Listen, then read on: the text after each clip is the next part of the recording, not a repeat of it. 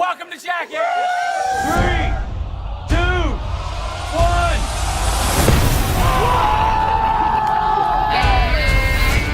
A lot of people ask, what will Jackass be like once we're older? Well, it'll get more mature. The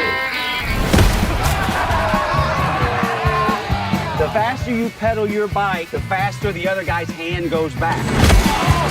You said it wasn't gonna feel like anything. Concussions aren't great, but as long as you have them before you're 50, it's cool.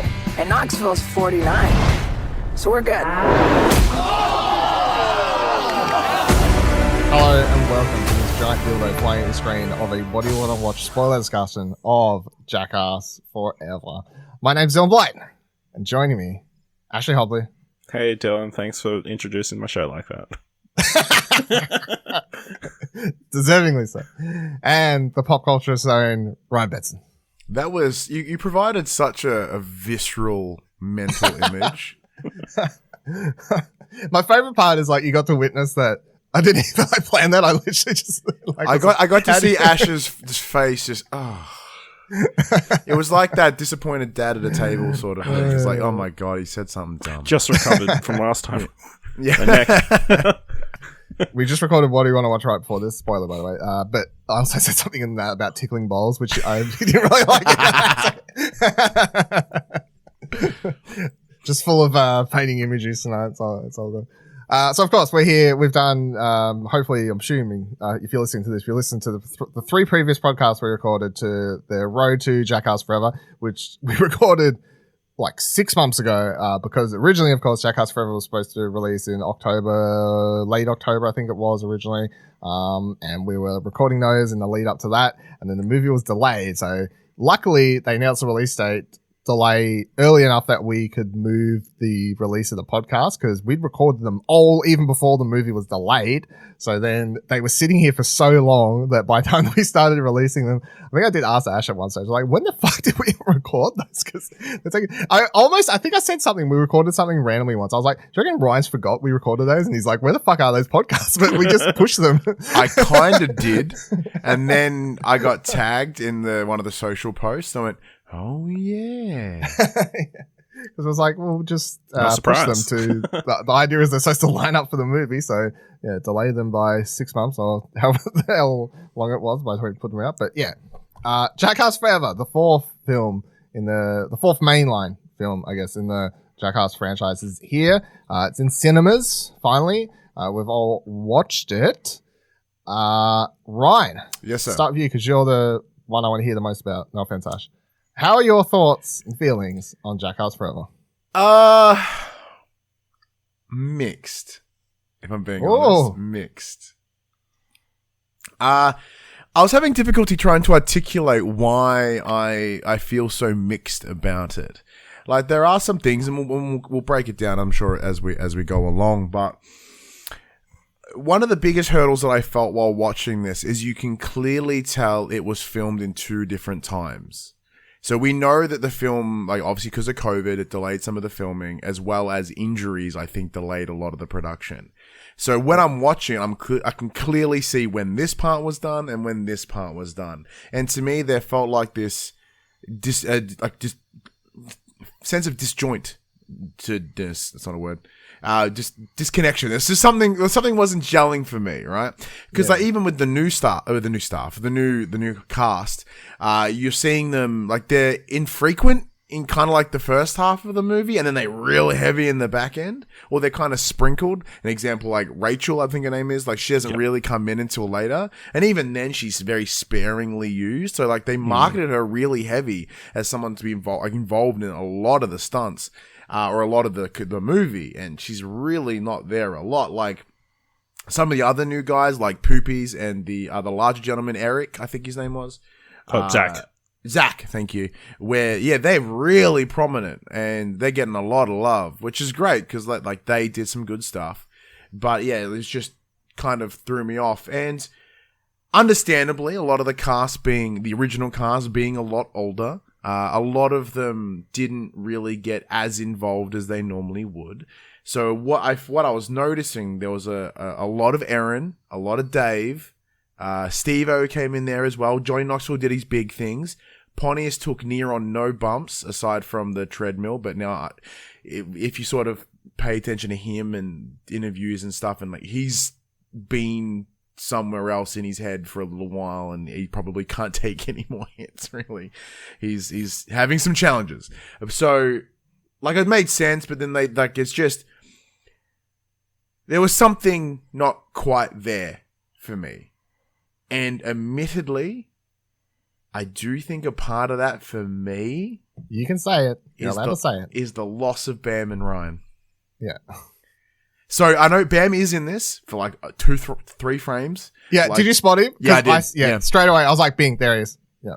So that was during the treadmill part, like he was part of that, because you can tell like there was things that were filmed when he was involved, and they essentially had to start production again because he got booted, and that had also that disconnect as well. But yeah, like I guess for me, when I grew up watching it, they were my connector, and we talked about this in 3 and 3.5 about how like the brotherly connection, the friendship between them two is so strong, and the part of the thing that connected me to the franchise. And it's and I guess because I've also like I'm not kind of like scattershotting. I'm just trying to line up the beginnings of my points, and then we'll add to them. Like there was no big stunt. Like nothing really blew me away. And even then, the ending I felt was quite lackluster as well. The opening, brilliant. I thought it was great. Little homage, like kaiju and stuff. That was really cool. But that big, like, there wasn't the big finale, especially on the back end of 3. I did laugh. I did. And oh my god, like gross out noises out loud. But I see a lot of reviews that were along the lines of I laughed, I cried, whatever, and I'm like, I didn't cry. Like the end of 3, we talked about it here, and seeing them and they're showing the history of Jackass and where they were 10 years from when it started, etc., and all that cool stuff. And that moved me emotionally. Where here, it was cool to see them redo old stunts again, but newer. But that nostalgia didn't land as much this time for me. But knowing how you responded to it, Dylan, I feel we're on a different page. No, I had a really good time. I feel I agree with all your points. I still just had a really good time. I feel like it's a good Jackass movie. It is not. It's probably the worst Jackass movie, but I still think it's a Jackass movie, and for that, I still really enjoyed it. I laughed a lot. I probably laughed more in this than like a lot of comedy movies I've watched recently and that sort of stuff. Like, and I was worried. That was the thing going in. I was like, fuck, what if I'm like the only person here not laughing? Will I be like something like I'm out of the... I know I just rewatched all of the old ones and I laughed then, but I'm like, oh man, will I be good? But yeah, my whole cinema was laughing their ass off. It just felt like a really good like time in the cinema for everyone watching this. I feel like I straight away, like, or maybe not straight away, the halfway point or something. Yeah, the not having Bam does affect it, even if they like to pretend that it probably doesn't. But it's like Bam, like Knoxville, as they call him in this movie, is the captain. He always has been. So like, there's no Jackass without Knoxville. But I'd also say there's no Jackass without Bam. The co-pilot's Steve-O. gone. Yeah. I'd say Steve-O and Bam were the other two. Like, if I had to pick 3 that are sort of the heads of the table sort of thing, it's Steve-O, Bam, and Knoxville's the... that's the main 3, and then you get down to like Pontius, Danger Ehren, like Pontius is probably in 4th place, I guess, but from there you go downwards. Ryan probably 4th place actually, I guess. Yeah, Dunn would probably be 4th place, and then Pontius and stuff. But yeah, it's heavy miss on him, especially because the film lacks that sort of grates the pranks that Bam would inject between the comedy and stuff, and that's sort of missing from this film compared to a lot of the other ones. I also feel like a lot of the stunts didn't go off, and we'll go for all the stunts here in a little bit and talk on the ones we like most and whatever else, but like a few of them, and the main one that comes to my head that just doesn't work, and I didn't find that good and should have just been cut out.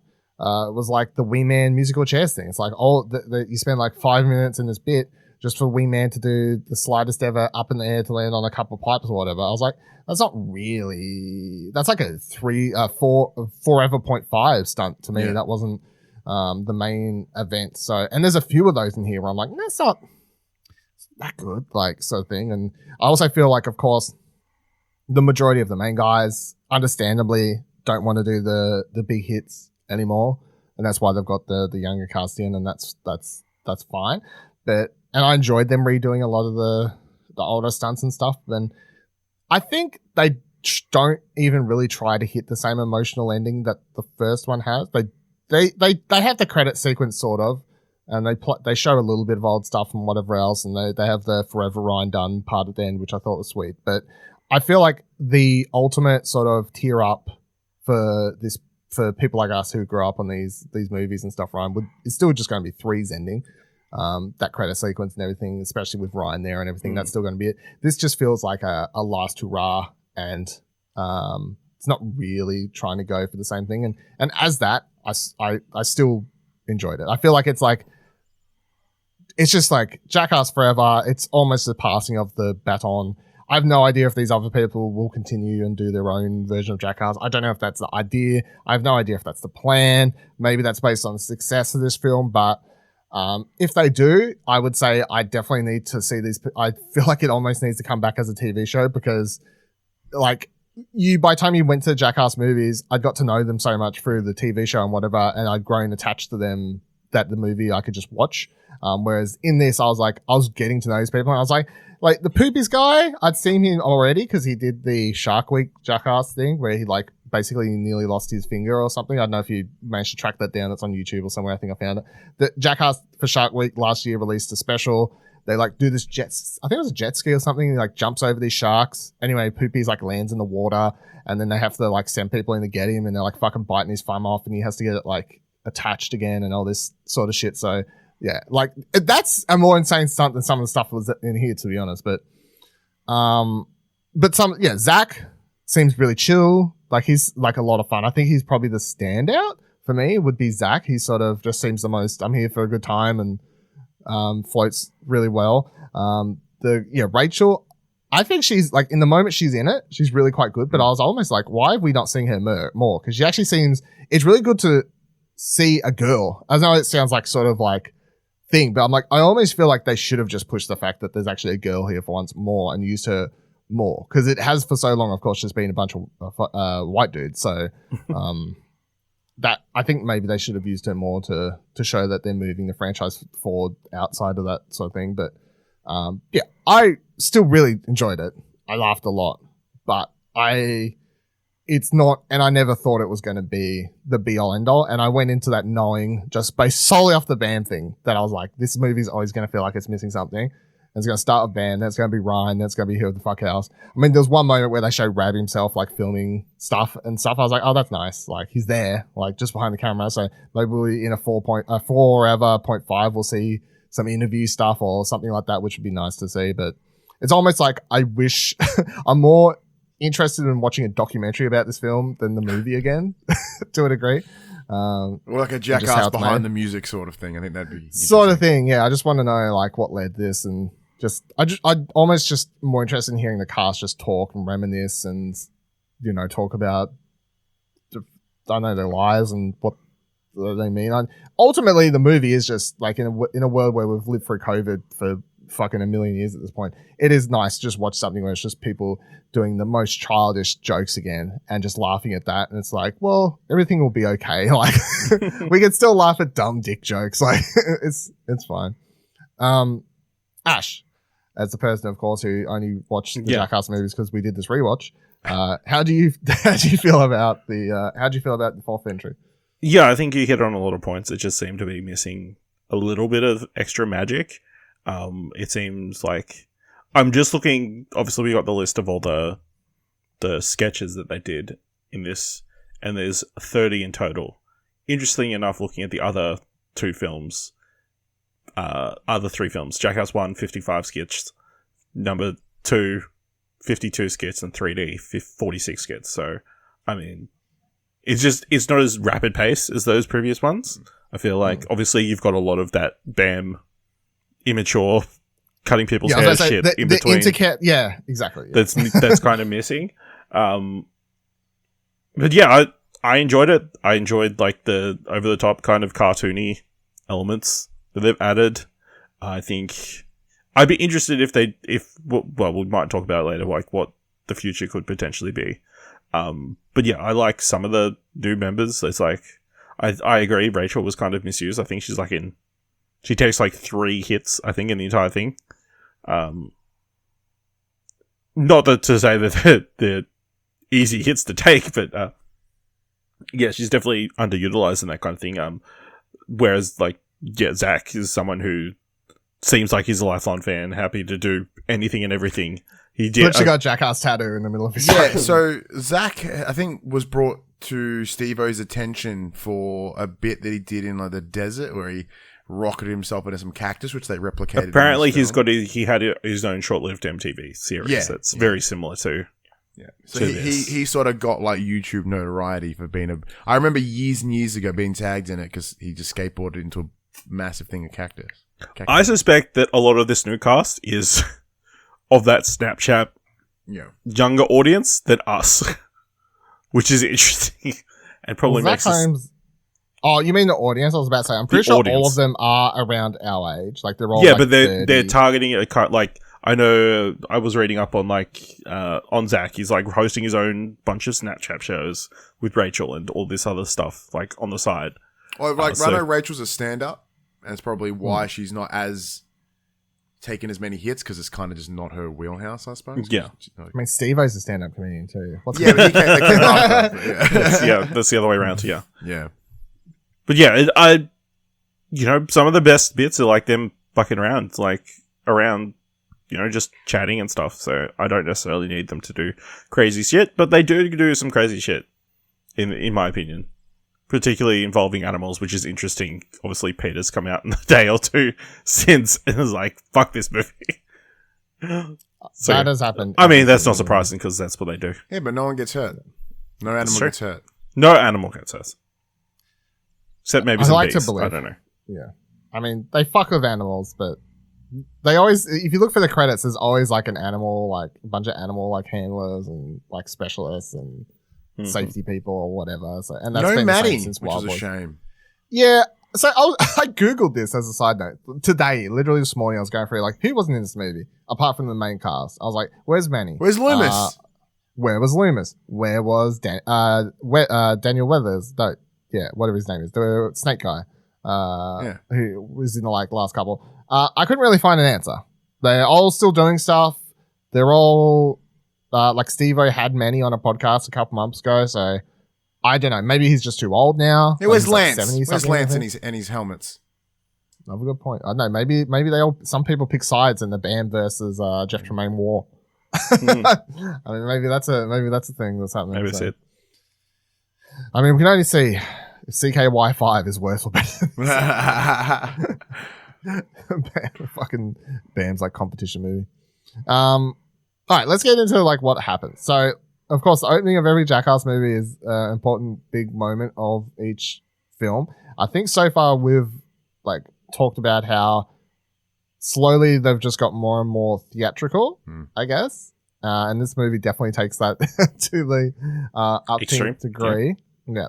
So the movie does start as a kaiju battle in which Chris Pontius' penis, which is Godzilla, is fighting, destroying a town, and then it's sort of interjected with he's like doing this on a model, and then they intercut that. It's like actually put together pretty nice, like special effects and the way it's all put together with the like them taking an assortment of like hits and stunts. Well, I guess they're stunts. They're controlled stunts more than actually Jackass stunts because it's a movie thing.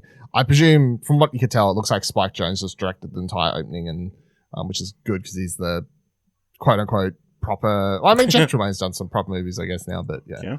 Right, what'd you make of the opening? It was interesting. It's not what I expected. Mostly because because you are correct. Like, so when we were talking about 3, like the movie references were just everywhere. Like they really started laying down, and this was probably the most on the nose one, I guess, apart from like some Tom and Jerry shit they did in 3. Initially, I was like, I don't know. Because, like I said, once again, the opening to 2 is awesome. The opening to 3 is awesome. This is very creative, but is it awesome? I don't think so. I think it's very good, but it's just not how I expected to open. It was a little too cinematic. Like having having like scripted beats where they're like, you know, picking up phones and playing parts. That's where it lost me. But like from a production standpoint and a creative, you know, idea, loved it. But yeah, it just wasn't jackassy enough for me. No, I would agree. It doesn't. If I think about like how epic the opening of 1 was, the music like do do do do, them come over the hill and that fucking trolley.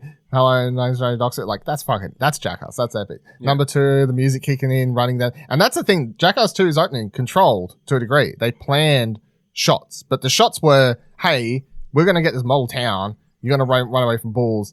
At this point, we're gonna put a camera here. Knoxville, you run through this house, say the line, and then get fucking destroyed by a bull. Like so. That, but it just feels much more natural and more Jackass, even though it was planned to a degree, I guess, to get like these moments and stunts and whatever else. And then 3, obviously we talked about, I think they just sort of go down in quality. 3, I'd still like more than this because it is just shows off that slow motion tech to an umpteenth. But it's still stunts. It's like, in terms of what stunts, Jackass is, 3 is like, 2 is like, 2's probably the in between, right? 3 is completely just a bunch of spot stunts using cool camera work. Where 2 is let's do stunts that are cinematic, and then 3 is like 4 of us is like let's just go cinematic. And I think it lost a little bit of what like 2 still had in it, and 3 had entirely. Yeah.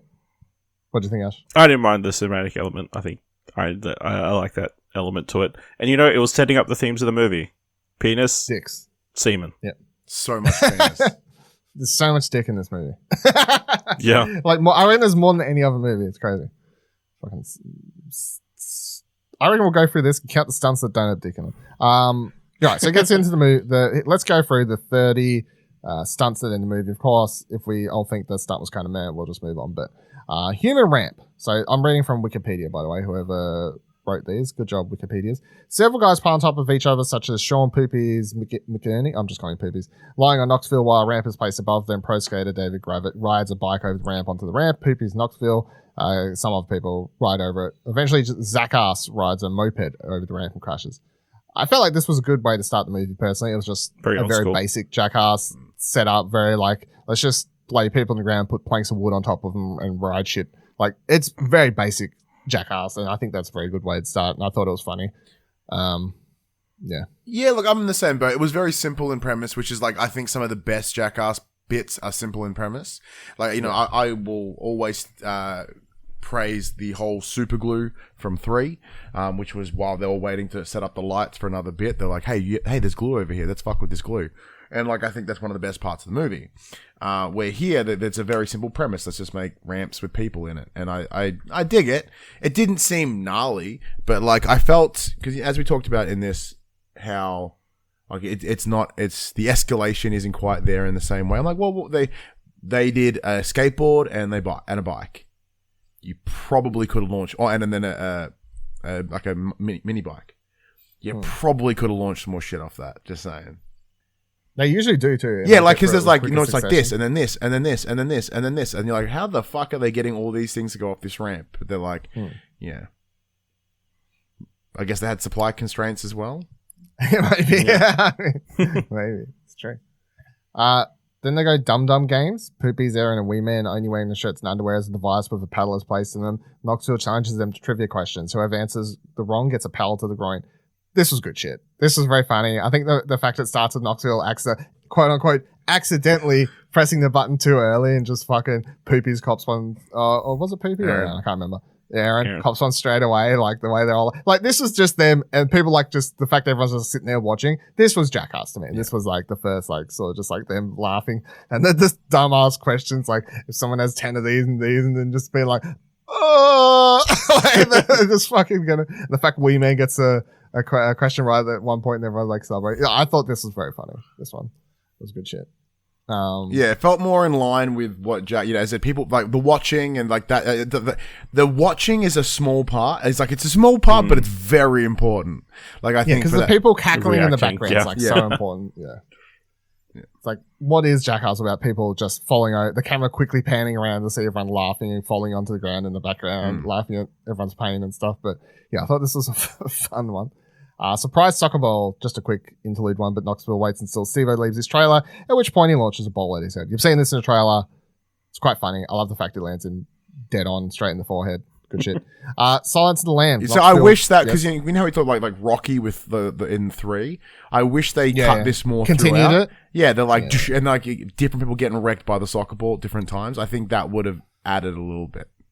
There's a couple of these where I'm like, is there any one of these like this in the toilet one later or whatever? I was like, sure you would have done this a couple of times, but Silence of the Lambs. Knoxville gathers the guys in a room where animal trailer Jules Sylvester brings out a venomous rattlesnake. So Knoxville says he's going to try and take a cookie off the rattlesnake's head. In reality, he traps the guys in the dark while he and his buddies wear night vision goggles and start messing them using cattle prods, mousetraps, and pans. I'm going to put this out here right now. This is the best stunt in the entire movie. This is the one I laughed the most at. And I almost, in retrospect now, wish this had ended the movie and they'd upped the ante a little bit more and got like that, put that cherry on top to make it be like a really good finale, and switch places. Because the way the movie ends, you put that stunt here, fine. Put this at the end and just add that little bit of extra oomph to it. I think this would have been perfect. But I was nearly out of breath laughing at this. I thought it was so fucking funny. Like this is classic. Just this stand on. It's the amount of time someone would get touched. Don't fucking touch me! Like I think it was Ehren there at some stage. Like fucking just like standing there, like Preston's crying. Getting the shakes. Aaron's hiding under desks. Preston's getting the shakes. Like Getting this a broom. Yeah. And then they walk into that other room, just like the pan, just smack crash and rises to the ground. It's like Zach like jumps over that fucking table and gets mouse traps everywhere. Oh, this was good shit. This was quality shit. What'd you think, Ash? Anyone else love this one? Yeah, it was good. Like, there's nothing funnier than watching people freak out in the dark. The bit itself, like I'd obviously chuckling my way through like the first one. I was like, that's very funny. When Aaron's like, I found a door. I'm like, oh, what the fuck is in here? And the simple premise of hanging pans from the roof, that is what broke me. Because I don't know whether they put Foley in or not, but that gong when Aaron smashes his face in that fucking pot. Oh, tremendous. Like absolutely amazing. So good. Because and then like they put him on like marbles or something. So then they just Yeah. Once again, it's very simple, very cartoony, perfect. I love the fact that my favorite the ending to this day is the fact that Knoxville tries to get Dave to then go for a door. Oh no, when Dave's like yelling out to fucking Ehren, and Aaron's like, I found a door, and Dave's like, oh yeah, a door that just so happens to be open. Yeah, no, fuck, I'm staying here. I'm gonna start a new life in this room, yeah. Yeah. He's like, I've done enough of these fucking movies. I ain't going through a goddamn door. I'm just gonna stay here. No, I'm not going out that door. I'm going through the door I came in through. Yeah. I like how smart he was. He was like, I'm in the movie, but I'm out playing the system. Like, I ain't taking any bumps, unnecessary bumps, not needed. Body surfing. The guy set up a ramp and slide down the hill is lubricated and sends them flying into dirt. Zach and Jasper takes turns. This one was really funny because it just ends with Zach just absolutely eating ass. The rest of them were like, okay, but Zach like fucking eats shit here at one point, which is, that was quite good to watch. And this is I was like, oh yeah, like Zach was funny in that other bit, but this one's like him absolutely eating out. So good to see. Yeah. Good to see. Look, one thing it's whether I'm spoiled from the other Jackasses, like the landing on this slide didn't feel gnarly. His was the only one that felt heavy. Yeah, like when you see him land, I go, okay.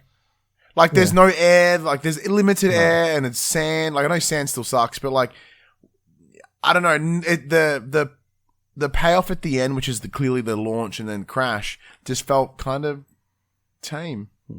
Because like I'm watching, going, I could do that. I could take that hit. Yeah. Like when in previous movies, you're like, I would never fucking do that. There's no way I could survive that hit. Where I'm like, I could do that. That'd be fun. In previous movies, this would be like a lot higher and harder. Yeah, yeah. But even with the new guys, like they could have gone harder. Yeah, they should have gone harder. That's the thing. Like, because like the idea is like, hey, we're passing on to new people and they're gonna go fucking harder. They're gonna prove. Yeah, they're gonna prove themselves.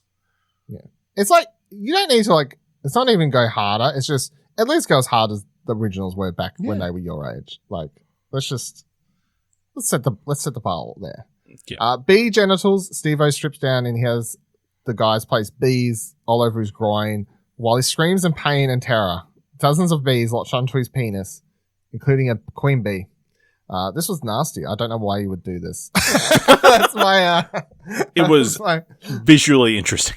Yeah, what I really because of that they had done similar try to put bees on things before, but then when they mentioned they got the queen bee, I went, oh, I see what they're doing here. And then the second it just pile. I was like, how do you get out of this? How do you get out of this without fucking getting destroyed by bees? That was the thing that I was most intrigued about. I'm like, how do you wrap this up? Where do you go? Apparently you just brush them off. It's fine. Yeah, and they just kind of scoop them into a container. I was like, but seeing his ball sack full of bee stings, oof. Yeah, I mean, that had to be an itchy ass ball sack later. Like, oh man, yeah. You had to put some cream on that every 12 hours, I reckon.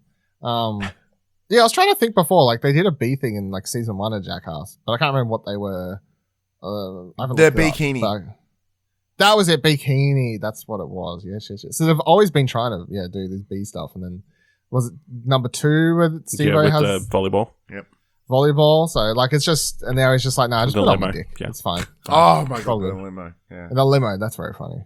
Yeah, but this was as you said, Ash, very visually interesting. I gotta admit, seeing him wave his dick up and down, and seeing the massive bee penis, yeah, that's quite a good image. That was a visually good. I'm like, I've seen that before. I'll probably never see that again. So, also enjoyed that only half the crew are wearing beekeeping suits. Yep. I think the rest get told they can't because they want them to get stung. So that's sort of the musical chair bags. So this is what I was talking about before. Rachel Wolfson acts as DJ while Wee Man Skater, Nick Berolino, Jasper, and Dave run around in the game musical chairs. After 2 rounds with nothing happening on the third play, the bags and the chairs explode and Wee Man is sent flying backwards into a hole between the chairs. As I said, I think this was a cool concept. It didn't quite pull off, Didn't quite come off. It's good to see. It was good to have Rob Dyrdek again because I quite like him. But that's true. I forgot. Yeah, Rob Dyrdek introduced it. Yeah, but I'm with you. It was cool. A little mild. Yeah. Don't get me wrong. I didn't want to do a backflip and land on a bunch of pipes, but I don't have a precedent for doing cool shit. No. Yeah. Exactly. So you needed to go higher or something. Well, yeah, Wee Man's going to space. I'm like, is he really? No, he didn't. He barely made a floor. He barely went over the sides of the chair. Yeah. This is a deleted scene stuff. This is a cool concept. So, didn't work out. Yeah. The flight of Icarus. Knoxville dons fake wigs and places himself into a cannon to recreate the tail of Icarus flying too close to the sun. This is Knoxville, I guess, finally living the dream of the failed rocket thing, or new version Evil of the Knievel level of rocket. He just wants to be fired out of cannon. Yeah, he loves being fired. I was thinking about this. Imagine being in that, and you're just looking up, and you can just see that tiny circle above you, and being like, "There's sky there," and then. Yeah, you're just sitting there, and then eventually you just get blasted. I can't even imagine. Props to the looks drone really cool though. Oh, setting up the shot of him coming out with the spread wings, beautiful, absolutely beautiful. The fact that he remembers to spread his wings and not just wave his arms like you naturally would when you're sort of freaking out or something. Yeah, I appreciate that. I appreciate that he's committed to his craft. It's good shit. The Quiet Game. Rachel, Poopies, and Steve-O are dressed like mimes and forced to do stunts without reacting to them. First, Rachel must lick the electric lollipop and place her tongue on a taser. Knoxville places a Texas rattlesnake down for Poopies to give a kiss to. Rachel and Poopies succeed. Finally, Steve-O must go through the skateboard guillotine when Knoxville drops the skateboard on his shins. Steve-O yells in pain, losing the game. This is very good because this is obviously the first one where I was like, oh, Rachel's she's got it in her, she proved tongue on a fucking taser like that. I'm sure that would make most people scream. So that was her like getting her first like shot in the movie of like doing an actual stunt. So that was good. I like all the costumes. I think it's very funny. I think that shot of Poopies at one stage, just like looking very unhappy as the snakes like brought out, is very, it's very, very good. That dude when Knoxville's like, "Is it venomous?" and that new snake handler just goes, like, it's like sort of perfect. So, and then I laughed, when Steve-O gets the skateboard on the shins, which if anyone used to skateboard, that shit fucking hurts. So from that height would actually really fucking hurt. Oh, it would so suck I completely understand. so hard. Yeah. He brought it on himself. We're going to do it halfway. Yeah. Keep going higher. He points higher, and whatever else. But I love the fact that he just lets out that little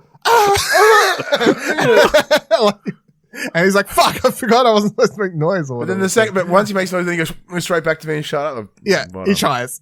You can tell he didn't mean to. You do it, didn't like, notice, it's guys. Yeah. Yeah, I enjoyed this bit, because it's costumes and they tend to have fun with costumes. It's really simple in premise, just don't make a noise. I liked seeing, the only one thing I did notice, which it may have just been me, but like I noticed the taser changed. Did it? So the one that she licked, and then that cuts away to what would be then Poopy's turn, and the taser's different. It's a bigger one. In the follow-up. I'll have to. I'm seeing the movie again because I can't think I need to see it again. But I was like, oh, that's interesting. It changed. But like watching it, like zap her tongue and then she have to like spit because her tongue's all fucked up. That was very good. And Poopy's like just going right in for that snake. And as you said, Dylan, like history of smashed up shins. No, I think trauma. The dropping the guillotine before he went in, like just hearing that was enough to, even without experiencing that pain, that was enough to.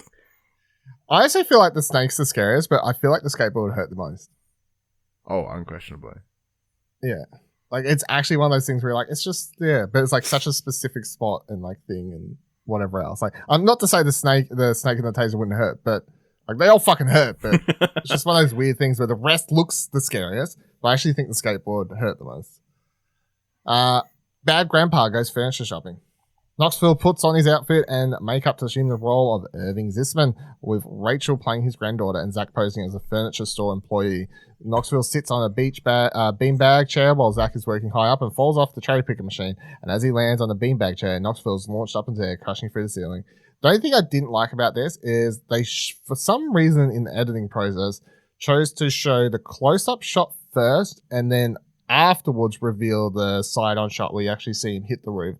And I just feel like they should have cut to that as it was happening initially, because it would have been a lot more impactful to actually see him hit the roof and go in, whereas the shot they choose when it happens is that one right on Knoxville as he goes flying up, but you don't really see what happened to him other than presuming he's hit the roof. So, but otherwise, I love a good Irving Zisman skit and seeing people react and get like very confused and stuff like that. So I did enjoy. I'm surprised people don't realize that character's like recognize that character at this point, but so like I'm in the same spot. Like that shot, like the way he launches and the shit comes down, it with that shot, it looks staged. It looks as if he doesn't clear the route. It's just like he pulls on a string, because knowing at the start of the movie, with like Wee Man and Dave, and they get stringed off the exploding cinema sign, I was like, oh, they've just roped him up. It doesn't seem legit. But then when you cut back and you see him like face plant that roof, I'm like, no, he did. Okay, he took that hit. All right, sweet. But yeah. Just a weird editing choice, I think. I don't know why you would do it. It's an odd one. Also, just not enough of the old guy thing gimmick this step. Yeah, like once That's again, it. why not do it a couple times? No, this was the only thing, right? Yeah. Okay, go. Well, in the trailer, there's a shot of him on top of a bus station. Bus. Yeah, yes. I'm thinking they're definitely going to do a 4.5. Yeah. But my thing is, if we get to a stage, I'll actually be very annoyed, and I almost feel like I can guarantee it'll happen. But when they release Forever 0.5, whatever they end up calling it, and if I watch that and I go, well, that was better than that thing in the movie. Like if I get to a stage where I'm just like, you have a lot better movie here, I'll just be questioning why certain things are in this and certain things aren't. Like because for the most part, any other 0.5 I've watched. Even like, say, the one I hadn't watched until we did this podcast, which was 3.5.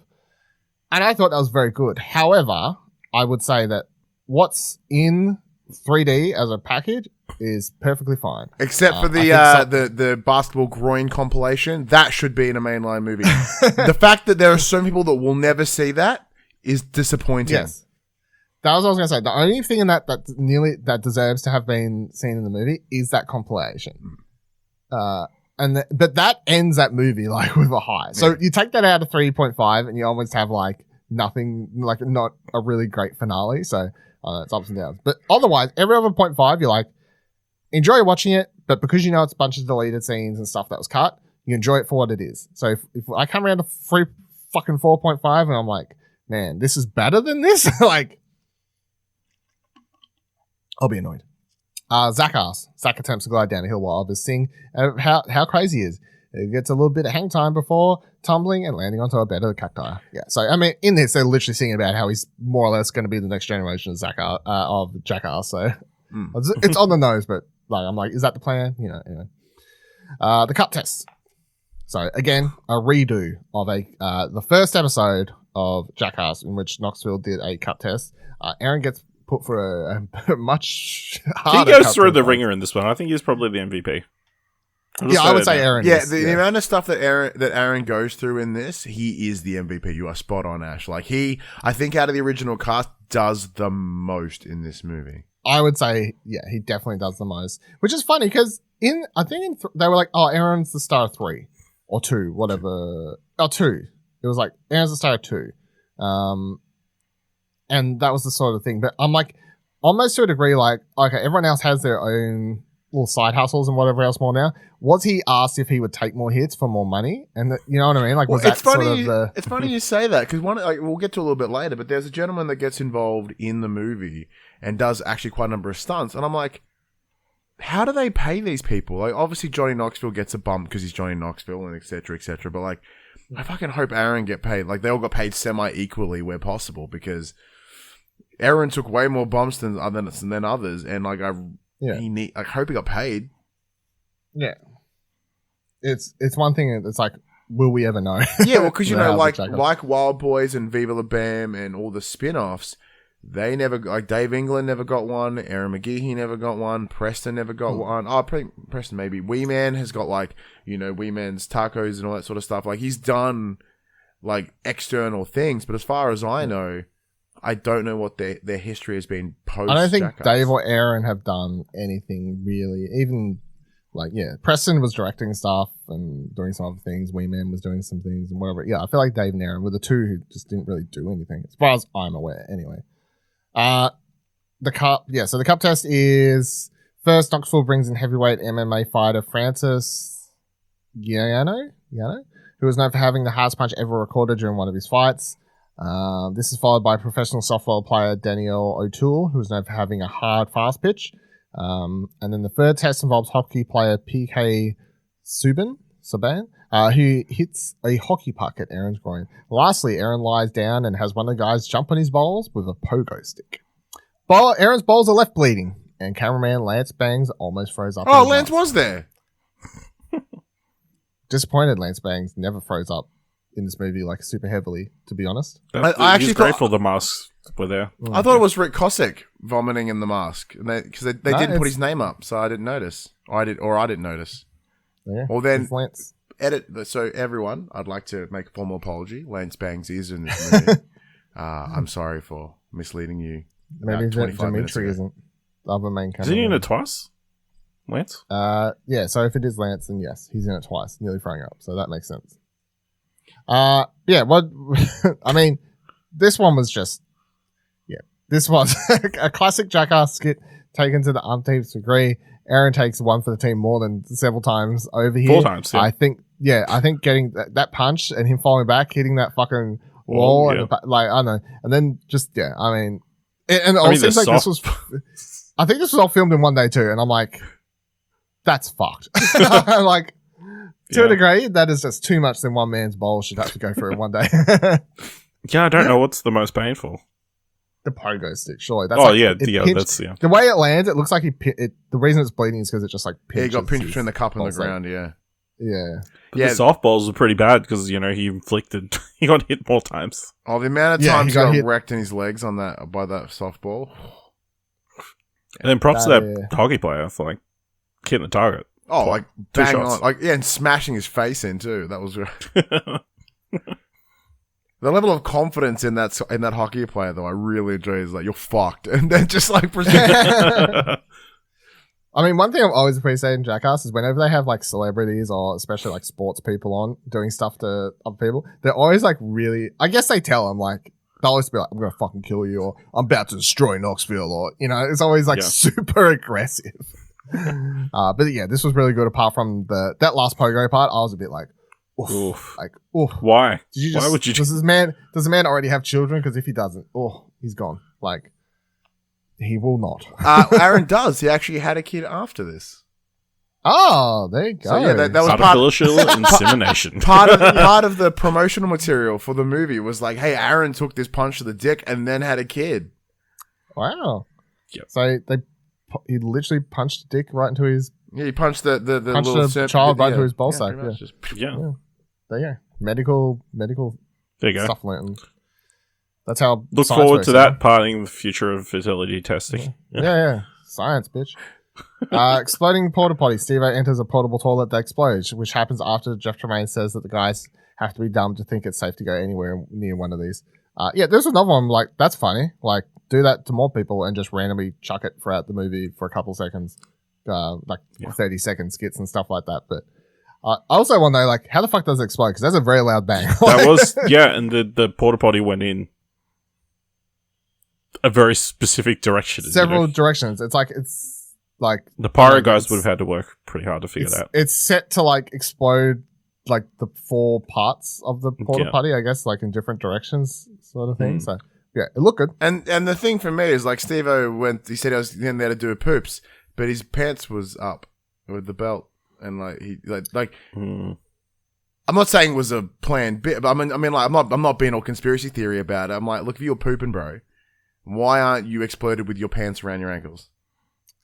Yeah, I give it like he was in there for like 2 seconds before it exploded, so I give like the benefit of the doubt, I guess. But we can't trust the that's on editing them. that. They should have timed. They should have put a longer timer on it. Let it hang for a little bit in the edit. You know, it's not as if they didn't have time. It's not as if they had to cram so many skits into the same time. Yeah, ooh, that was a bit bitchy of me. Yeah. It's not like they had to rush through the editing process either. It got delayed.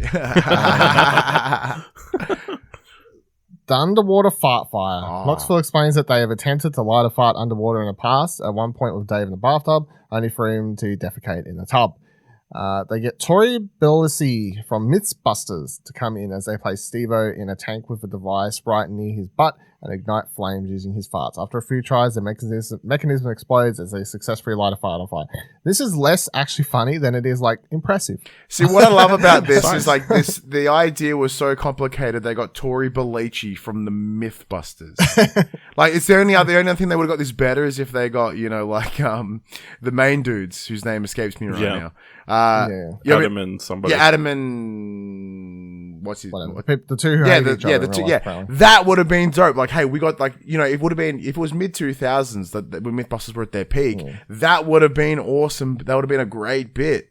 You know what I mean? But like Tori having like that's as an old Mythbusters fan, that's fantastic. And this contraption just to capture farts, stupid. I really know love who this wrote part. to who, like who reached out to who for like, hey, Jackass movie, can you like come up with a way? Like, is it possible? We've been trying to do this for basically 20 years. Yeah, we need a contraption. You're the contraption. Yeah, maybe they hit up Jamie Hyneman and Adam Savage, and I got their names there. Yeah. And they're like hit them up, and they're like, hey, can you help us build a fart capturing machine? They went, what? No. And they're like, all right, well, who's next? Let's call Tori. Hey, Tori's like, yeah, man, I'm in. Yeah. He's the younger one. He's like, I love Jackass. I'm in. So yeah, it was quite funny. But also, I actually think I was actually impressed. I was like, that's science again, this movie. It's just full of scientific revelations, I feel. Bicycle backhand. Steve-O, musician. Machine Gun Kelly ride bicycles with large foam heads attached to the front. The harder one pedals, the faster the other one gets knocked off by the backhand. So I think this is a very meh stunt. I feel like it was fine in the trailer because it worked for promotional purposes to have Machine Gun Kelly in the trailer to help promote the movie and stuff. There's no way there's something else that's not better than this, like in the cutting room floor for that inevitable 4.5. I like it as essentially an expansion on the big hand from 3. But it's not as funny. But it's not as funny. And No. It's the first time when he gets knocked. When he gets accidentally knocked, funny. When Machine Gun Kelly gets knocked, if you like, apart from like, haha, like I'm like, whatever. Like, yeah, but like I like Machine Gun. Well, at least his latest album, right? I really like Tickets to My Downfall. So like when I was like, oh, cool. Mate, was there going to be music in the movie? No, there was no Machine Gun Kelly music. I thought maybe that was the connection. So I don't know why it was there. I don't think he's charismatic or funny or entertaining enough as an individual to carry a scene in this. But like he got hit, and then because he has that weird sort of like hip hop vocal like delivery and how he speaks. I'm like, it's not landed. Like none of this is working for me. I'm really sorry. It's just like, how'd you win? I thought I was gonna beat you. Yeah. And Steve-O's like, I don't know what to say, dude. He's like, my legs kept coming off the pedal so much. You just suck. Well, I think the joke was that they were pedaling their own hands, right? I don't think it was clear, but yeah. I don't know. If that was the case, I fucking completely missed the I think Knoxville says at one point he didn't explain the rules correctly. Hold on, so I missed the joke completely. If that was, I mean, well, yeah. But even then, like whether it was Steve-O actually pedaling it or whether it was Machine Gun Kelly pedaling himself, the payoff's the same. Yeah. And it didn't land. Not great. Yeah. It was fine, but It's good for the trailer. It's a good for the trailer. Yeah. The spider helmet. Jasper brings in his dad, former convict Dark Shark Wolfson. Oh, but What by a the way, nickname. love when people have nicknames in Jackass, and so that's love a dad who has a nickname. Although he has a reputation as a tough guy, Jasper notes that his dad is terrified of bugs. Dark Shark and Ehren have a connected helmet placed on their heads, and a large spider is placed with a tube. The one who gets the spider in the helmet has to take a bite from the spider. It was okay, I guess. Like the payoff that Ehren just has to take it because Dark Shark won't. I was kind of like, get out of the movie then, dude. watching the genuine response of fear in him, I think, is like that's what a big part of what Jackass is reaction, right? And watching a dude who's like when they give him essentially his rap sheet, like his ex gangbanger, is this, is that, and he's like, because watching him grab everyone, and you see his like, that is like he would kill you strength, right? Watching him grab everyone in that way, I'm like, all right, this is fucking cool.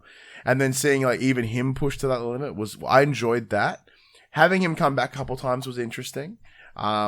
It's because I was about to comment about the hand, right? Like if that hand then escalated into and I feel one of the biggest things this movie is missing is a return bit. It goes and it comes back and it escalates, comes back, or even the one bit it escalates a couple times. There's a couple steps to each of the stunts, rather than here's the stunt delivered and moving on. Like there needs to be that escalation, and he's probably one of the only characters, like because he comes back a couple times but not even. I don't think that's like me saying, oh, we need more repeat bits. Here's one with his dad. I'm like, that's not it. No. Plus the other bits is just random tacked on. He's there in the background. Yeah. It's not like planned, I feel. Like that real up close shot of the spider fangs going into Ehren's nip. That was dope. But like his boob. Oh yeah, he wouldn't do nip, but he was okay with boob. Yeah. Because and Knoxville, whoever goes, there's a difference. Like, Dirty Dancing. Wee Man is set to do the lift scene from Dirty Dancing with Preston Lacy while he wears a bodysuit. Before anything happens, Preston soils himself, gracing out all the other guys. Simple.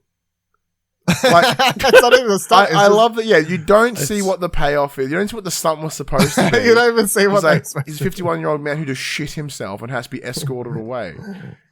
I love Preston's like quiet voice whenever he gets like, I just shit myself. I was like, what? Why would you do that? I don't know. I just shit myself.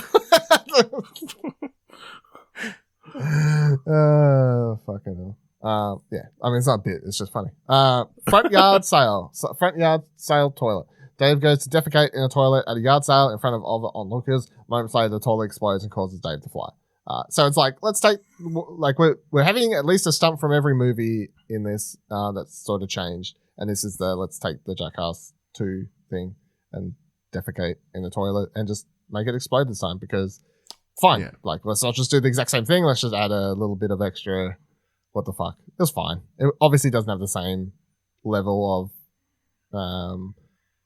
I don't know what you call it, like embarrassing humor, like that sort of stuff that the original one does, because it doesn't last long enough. Like, you don't have those shots with the secretive cameras with whoever's at the desk, like the original Stunt has, and like talking to a dude about something actually in the shop, and then him just looking over and being like, the fuck is going on? Like, and running over there. Like, it doesn't have all that sort of build up and See, stuff. I It's think just, he sits down. I think COVID is the big part in especially those stunts. Like, same as the Irving Tisman probably. scene earlier. Like, that shop was empty. Yeah. You know, in here, this yard sale, it was empty. And like bits like this, and especially, knowing that Jackass, like, it was public knowledge that Jackass Forever was being filmed.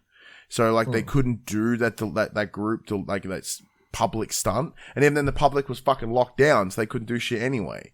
So it's those reaction based ones, or in the, public reaction, bit tough. Yeah. I was going to say at the end, but I'll just say it now. I honestly feel like I wish the movie had just not been made until after COVID, because I do feel like COVID affected it. But then the problem is, how COVID never ended. Do we have like another year or two of this by now? Like, are they just too old? Well, it was that short period of time where they were like, we have to do it now or never do it sort of thing. So it was like a, hiding to nothing sort of situation, I guess. Also, who puts a toilet in a yard sale? I don't know. I presume the yard sale was set up Yeah. in a house that they had, and then they had people come in, and then they just did the stunt. Like, I presumed it was sort of a controlled environment and stuff. So, But who sells a toilet at a yard sale? Americans, man. I don't know. Knoxville, the electrician. Knoxville pretends to be an electrician and asks a nearby woman for help to get him down. She attempts to help, but every lever she touches to rigged to mess with Knoxville. He falls from the mechanism and is left hanging by his leg while the woman panics. This was funny. I've enjoyed it. You don't get to see Knoxville be just Knoxville doing pranks in public anymore. So it reminded me of early Jackass, the TV show days. This felt to me like a sketch, not a stunt. Like it felt like everyone in that room was working. Like the way her responses, her delivery, I'm like, you do not feel like a genuine response. I'm sorry, woman. I don't know. I feel like if weirdly Jackass started like hiring people to do stuff in the last movie, that would like be such like sort of a slap in the face to like everything that. Yeah, but like her response and the fact that they didn't replicate it with somebody else, it makes it feel like a bit. Yeah. You know what I mean? If they did it again and they showed multiple cuts of different people reacting to the same him falling out of a bucket, I think that would have worked. But when it's once and her reaction feels like very stilted and not as if a transformer exploded in front of me with someone hanging from it, I would not have responded the same way that she had. Maybe she's just very weird. She's American. That's the difference. Yeah. It's true.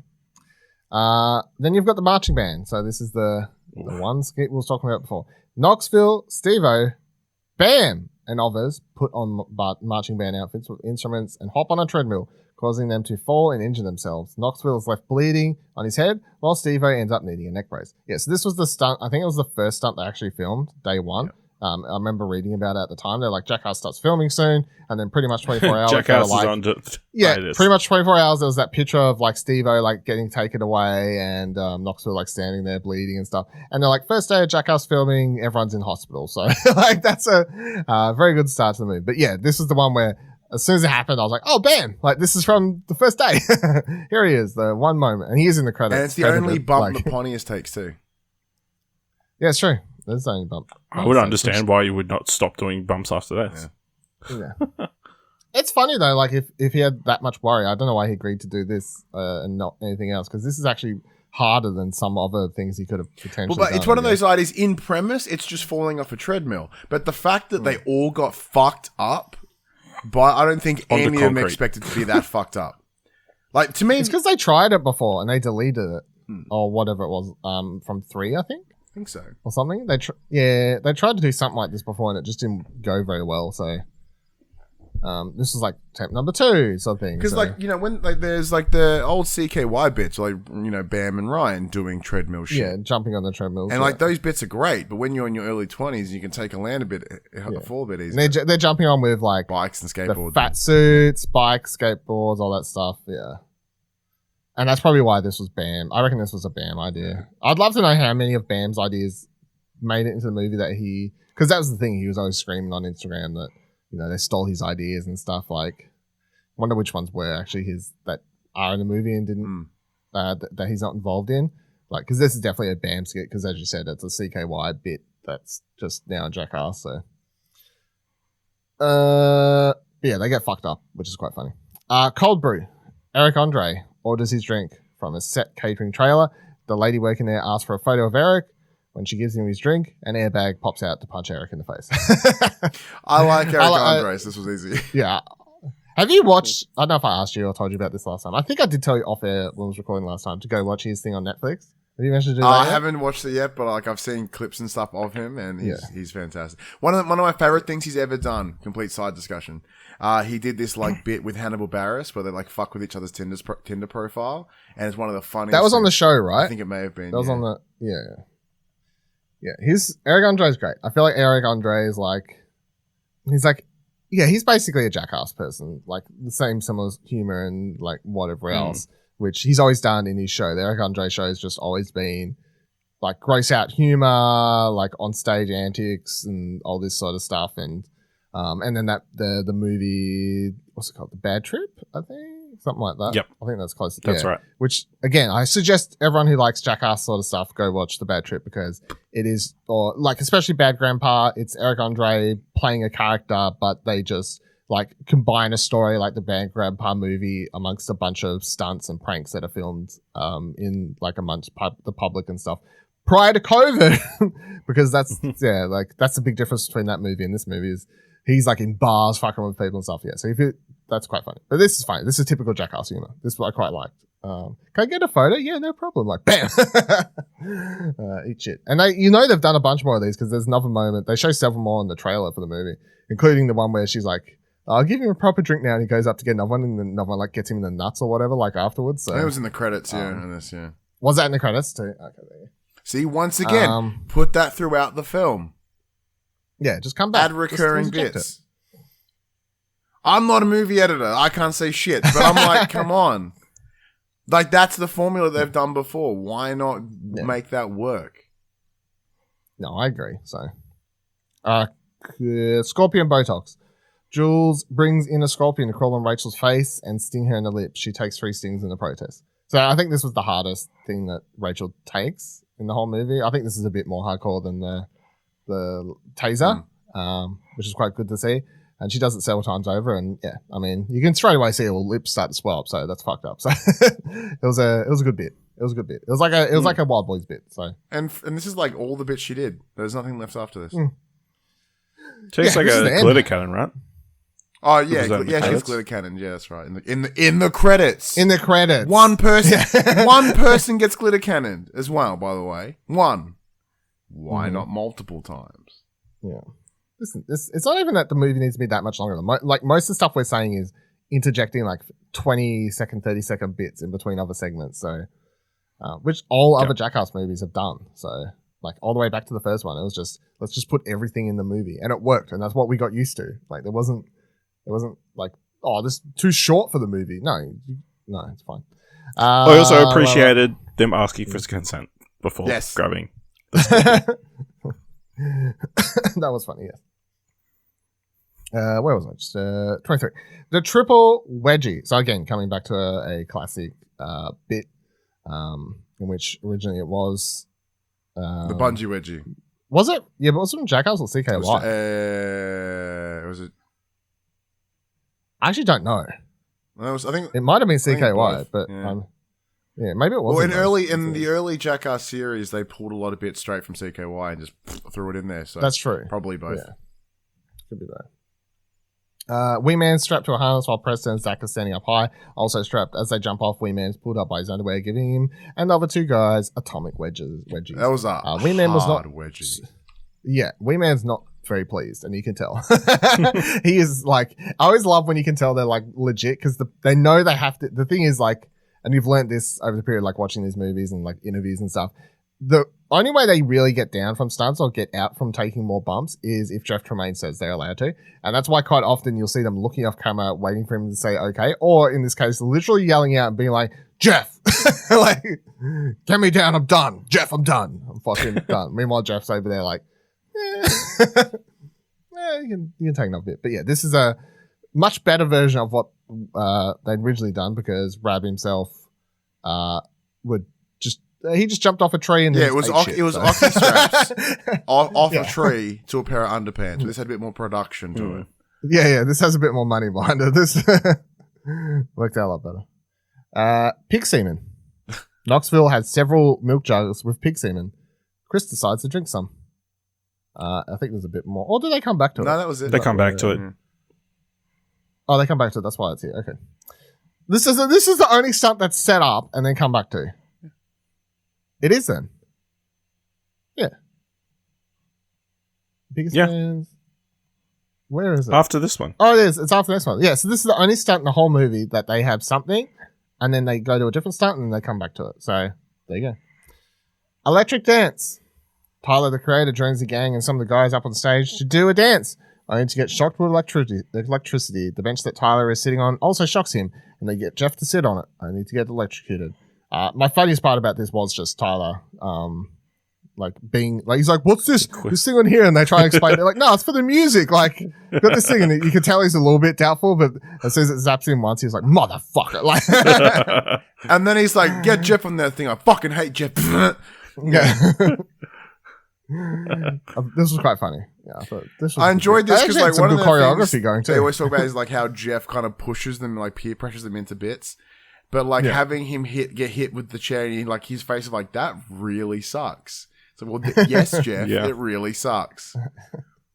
Yeah, good shit. The ball cake.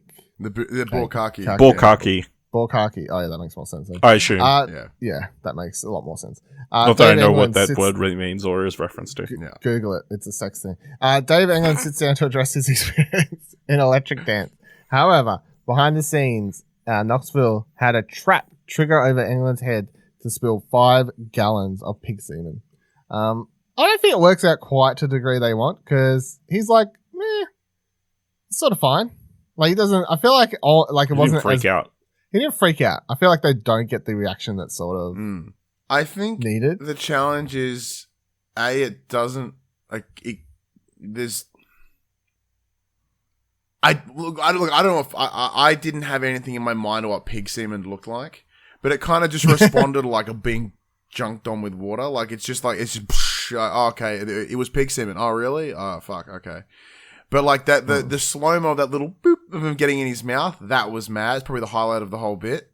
Like the little drop that got right on his tongue, probably the highlight of the whole bit. And they have to show you a behind-the-scenes thing to for the audience to be like, oh, look, see, some went in his mouth. See, it's gross. Make sure to show you. But like a tiny bit, it's fine. Bull stunt. Knoxville dresses up as a bullfighter and walks into the bullpen. A large bull charges towards him and rams him, flipping him into the air and causing Knoxville to lose consciousness for a bit. The guys take Knoxville out on a stretcher and into a hospital. He is later reported to have suffered broken ribs and a concussion. And also, we've recently found out that this actually gave him a brain hemorrhage. And then there was an interview clip going around from the Howard Stern show where he talks about how, the brain hemorrhage affected him to the point that he got depressed for the first time in his life and couldn't work out why for months on end, and he had to speak to doctors and go to therapy and all this sort of stuff. So I feel like as far as Knoxville stunts go, this one definitely has had the biggest. It looks the hardest hit he's taken. He does 2 full flips in the air before clearly landing directly on his head and neck, and then reading about what he suffered after the fact. It's just I feel like that's the. And in that same interview, he asked if he's done now, and Knoxville's my family after this one not too impressed, and he's like, I think Howard Stern asked him do you ever are you gonna talk to a therapist about why you do stuff like this? he's like, yeah, maybe. I think now's the time. Like, yeah. Now's the time to stop doing Jackass and take on a much more easy profession, like professional wrestling. Yes. True. Yeah. Look forward to him versus Sami Zayn at the. Oh, that's totally WrestleMania. happening. They're having a match at Mania. It's gonna be mad. Yeah. But also, I just watched actually- at a local wrestling show. I watched someone fall 13 feet onto their head and have a concussion. So, Johnny Knoxville, heads up, it could go bad for you. Yeah, well, fucking. We shall see. I hope not. Surely. But yeah, this one was hard. This was definitely the hardest hit anyone in the movie takes, which is usually Knoxville. Like Knoxville, quite often in the movies, won't take the most hits, but he will usually take the biggest. He'll escalate. Or he will definitely escalate. Like, and that's the thing about Knoxville that, you know, for a lot of time you can be like, why is this guy always the guy who gets to sit stuff out and not get fucked with on all that sort of stuff? But he'll always step up. Like, he always steps up for the biggest stuff, and that's always been the case. I mean, I think the moment I sort of realized that was actually in the second one when they did the right test control, and literally everyone else is like, fuck this shit, including Bam and Ryan. And everyone else is like, I'm not doing that. Like, I think Dave was supposed to be in that originally. He's like, I'm not fucking doing that. Like, there's no fucking way I'm going to do that. And Knoxville's like, it's fine. Like, it'll be okay. Like he'll step up when it's necessary. And this is it. And Knoxville has had an obsession with bulls since Wild Boys. In animals in general, I guess. Knoxville's had an obsession with doing stunts with animals ever since they did Wild Boys. And then he brought that into...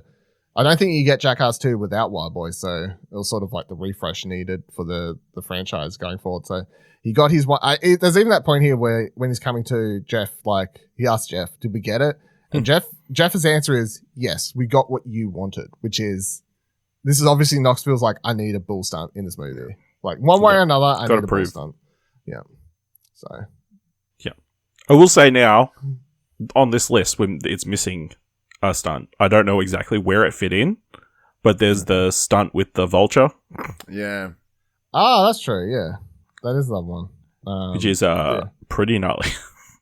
Yeah, so I'll just add it in now. I'll make up my own description. They go out somewhere. Steve-O and Pontius dress up as characters from Wild Boys that they had done previously, which they then show in the credits, I think. Yeah, so it's like a voodoo thing from memory.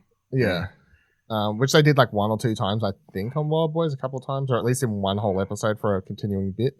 And they bring out this vulture thing after strapping Wee Man to the ground. Gulliver's as if he's a Travels fucking kind of style. Yeah, yeah. And put all this meat on him, man. He was very excited. Yeah. I don't know if he was excited. Wee Man's just packing, you know what I mean? Like, Wee Man's not a Wee Man in the Wee apartment. I think it was a stress boner. Yeah, that's fear boner. Fear boners happen, man. That's the thing. Fear boner. Yeah. But yeah, he gets pecked to fuckery, which I can imagine hurts a lot because that thing looks fucking scary, to be honest. And that thing looks scarier than a snake, like to a degree. I was like, that thing looks like it would kill you. So, yeah. Then old mate, what's his face? Black Shark or something. Yeah, Dark Shark, whatever it's called. Dark Shark gets scared. Doesn't want to hold it, but he does. Bear stunt. Again, another stunt that I'm like, probably better than the ending. Almost, but Knoxville hooks Ehren up, and this was the way the trailer kept ending, so I kept wondering what the payoff would be to this, because they kept teasing it in the trailers, but Knoxville hooks Ehren up to Knoxville hooks Ehren up to a lie detector test and messes with him by zapping him with electricity. Afterward, they pour honey all over Ehren and place salmon near his crotch. A bear comes in, and Ehren looks terrified. The bear eats the salmon and appears to try and bite Aaron's hand, as well as his penis, before the bear wrangler comes in and brings the bear back inside. Yeah, this was when I was watching, like, how are they doing this in a controlled environment? I don't understand how this passed, like, the test of... Because Ehren doesn't agree to it, so, like... This is a very, like... I mean, to a degree, you could be like, well, they're fucked with bands with lots of snakes and stuff like that. So it's not really out of the Jackass guys, like, doing this. But I'm like, it's a bear? Like, it's a bear. It's pretty... Like, as a stunt, it's not visually intense. I mean, like, it's like, oh, he's taking a big fall. But, like, you go, that's a fucking bear. And that will rip there's no one in that room. Yeah, there's no one in to save him if anything it goes bad. wrong. Like, yeah. His face when it comes into, like, Oh my god. Yeah. So when you think about it, when you start laying down the thought process, it becomes gnarlier. Like the imagination does the work. But Yeah. But that bear just wanted the salmon. It was going like salmon is down good. his pants to make sure he got every drop. That handler has to run in at the end. He's like, I think he's getting a bit rowdy. getting a bit rowdy there, so better run in. But yeah, this was I was like, that's made for a good bit, but I was like, that's fucked actually. Like, just let it bear in. Biggest fans. Jasper attempts to float with a parachute while several fans are hooked up outside. He's pushed off aside and gets some time before falling. Poopy attempts to surf, but honestly ends up falling. Nowhere near as good as the jet plane. They would have died if they tried to do this with the jet plane, though. Yeah, but I mean, fucking, what's his name? Who eats shit in the second one? Fucking, I'm mental blanking on his name.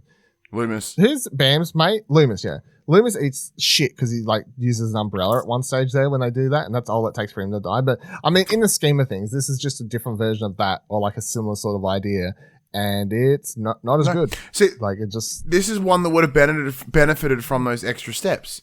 Like you did it twice. You did it with Poopies and someone else. Yeah, I mean, and Jasper. Which one? Sorry, Zach. Jasper. Jasper. Yeah, do it a couple times, run it a couple more times, and like. I think the length would have helped. Like, step it up. So it's that, and then that, and then that, and then that. Like, my brain, and whether they all got cut, but I look at this, I'm like, you rented all these fans for a minute and a half. Like, you tell me you only did it twice, or only enough to show it twice. You would have had to have done more. you'd assume so. It's like, is that the best that they got then? Because that's not good. A bit disappointing. No. I think that's the thing. A lot of stunts, especially, is like, maybe if you're new to the franchise, but if you have someone who's watched everything, there's a lot of, oh, this is that, but not as good, or that's just the same sort of version of that. Like, there's not quite enough new in here. Maybe they just run out of ideas. I don't know, or they just the old guys aren't willing to take as big a hits, understandably, and the new guys aren't willing to take as big as hits because they're fucking pussies. I don't know. I don't know. And then the movie ends with Vomitron. The final start of the film has Zach, Dave, Eric, Poopies, and Jasper drinking milk while strapped to a carousel going at high speeds. As they start vomiting, Knoxville and the other guys start setting off fireworks. When the strapped guys get off the carousel, Knoxville and his friends start firing paintballs at the guys in unprotected areas. After the chaos ends, Steve-O shows that he took a paintball to the groin and now his penis is bleeding. The guys end the film by setting off one last explosion. I didn't love it. This was a shit ending. Yeah, it felt like a mid-bit. And then went, oh, this is the end. Very disappointing. And I got to the point where I could tell they were wrapping up the movie, and I just was like, no, really? Yeah. Like, I think it was a fine bit if it wasn't the ending of the movie. No, I think they were trying to tie in with the opening. Yeah, with the army kind of. Oh, sorry, go ahead. Yeah. Sorry, go ahead, Ash. I didn't mean to cut you off. No, that was it. That was all I was going to point out. That's the only reason. Yeah. The Vomitron part was fun. Like, as a concept, it's spinning around, drinking milk that was weirdly dyed the same colors that they were wearing. Loved that. Little accessorizing. It was a bit stupid, but enjoyed it. But, like, that is not a bit to end a movie on. I'm sorry. Like, when we've seen stuff in the past, like that, the ending of 3... Not the credit scene, like them essentially blowing up a house and a wave coming through it, and like, you know, I think there was that failed ending for 2, but it was still like, what was the actual ending for 2? No, it was 1 that had the failed ending. Yeah, 2 was the giant. 2 was the big musical. Oh yeah, yes, that was fucking awesome. Where this is just. Like, I don't know how else to explain it. Like, it was such a lackluster ending. Yeah. What do you reckon, Ash? Yeah, I agree. I mean, it just kind of petered out, I think, more than anything else. Sure, they spent their, like, explosion budget, I guess. They had just some dynamite that was lying around. That's for the paintball guns. Yeah. I mean, it was fine.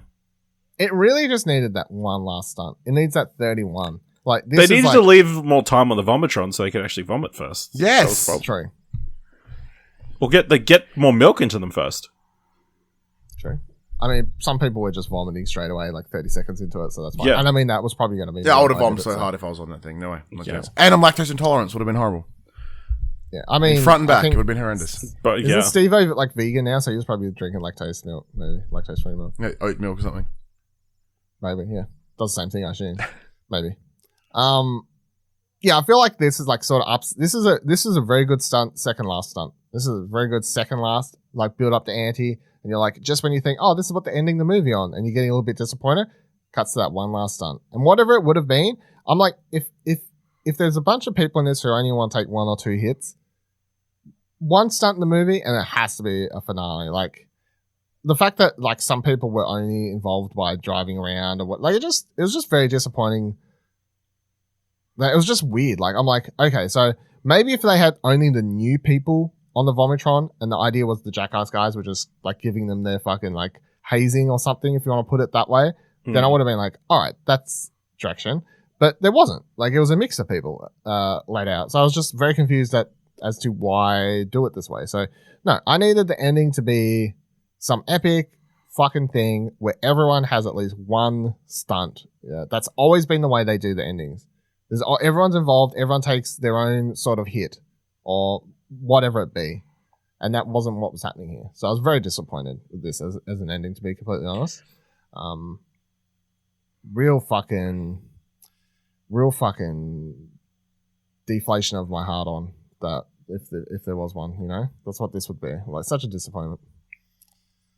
And then we cut to the credits. And of course, they show some really interesting stuff in there that I kind of wish was in the movie. And Yeah. they play a new remix of a song that I thought was interesting. And it ends with a dedication to Ryan Dunn, which was cool to see. And they have a bunch of Ryan Dunn clips at the end of the movie, which of course was heartfelt. That was the only, I didn't cry in this movie, but the Ryan Dunn stuff at the end was the only part where I was like getting a little bit like sort of, not wet, just like sort It's of more like, of a, oh, like, yeah. feels. Yeah. I was like, oh, feels. Like that was the only part where I got feels. Whereas I like 3 ending would make me cry. This one, no. Yeah, that's Jackass Forever, a film that I think is enjoyable, but as we've discussed, full of a lot of disappointments, I think, for longtime fans, and just weird editing choices and stuff like that was sort of picked up on. And I think we're being super nitpicky.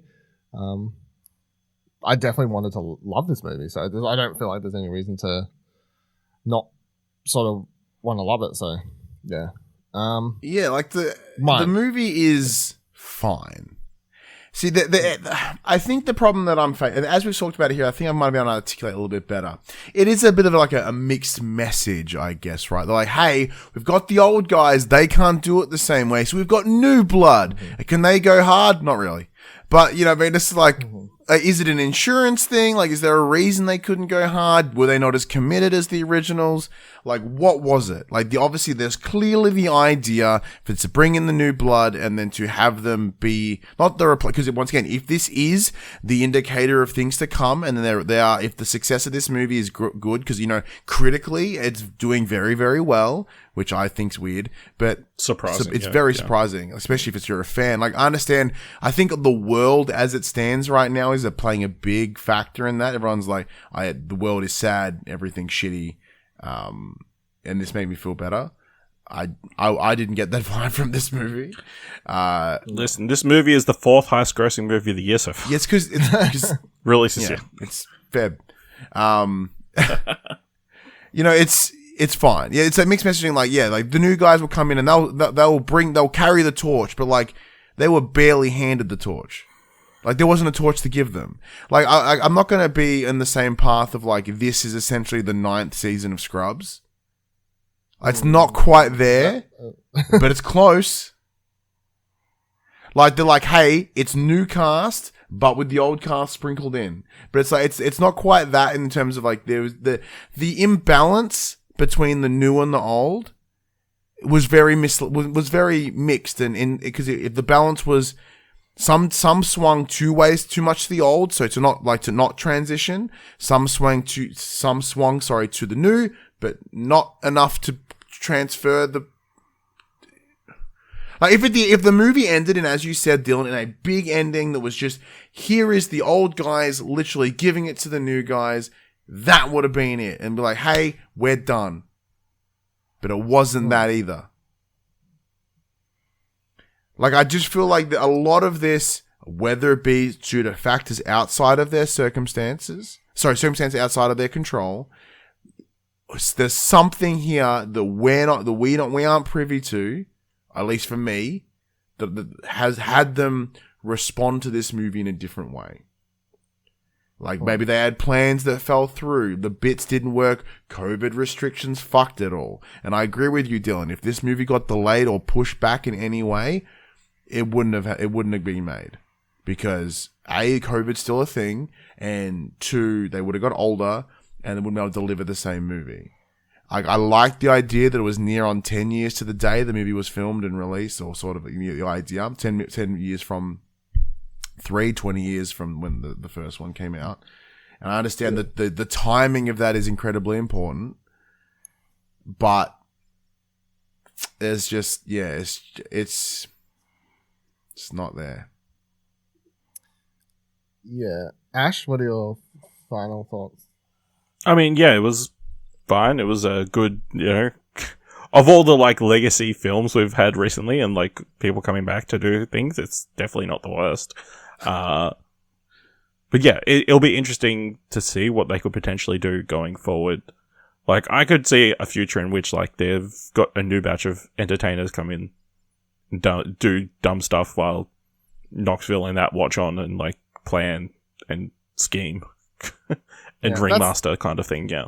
That's the thing. I'm like, hold on. Well, I'll feature Jackass in a second, but my overall thoughts is that in my dream world, I kind of wish if they started filming this, whenever they started filming this, early 2020, I think it was, or late 2019, whenever, they start filming this with Bam, everything with Bam goes to shit. Then shortly after that, COVID hits. At that point, I think they should have just said, let's stop. And then in my dream world, Bam and everyone could have got their shit sorted out. Bam could have got his fucking life sorted out and got off the fucking drugs and everything else, being an alcoholic. And then COVID settles down to the point that maybe we're even in now, 2022. So maybe they sit on the movie for like 2 years, between 2020 and 2022. COVID settles down a little bit. Bam gets his shit together. And they just go back to it now. I kind of wish they were just filming it now in the dream world where everything was better, because I feel like with less COVID restrictions and Bam involved, I feel like you would end up with a much better movie in that scenario, because it really does just feel like they fucking like force their way through to finish this. And although the overall product is good, and I definitely laughed a lot, it's not great, and it's missing key things that make Jackass. Everything that we've spent the last 3 discussions talking about and pointing out why the movies and everyone involved meant so much to like people like me and Ryan when we were younger. So without the heart, I feel like that's the thing. The movie's funny. I don't think it has the heart of the other 3. Yes. And that's a key component. Yeah. It's like, that's the thing. I think that's probably the best way to explain it. I couldn't think of the words, and I think you nailed it.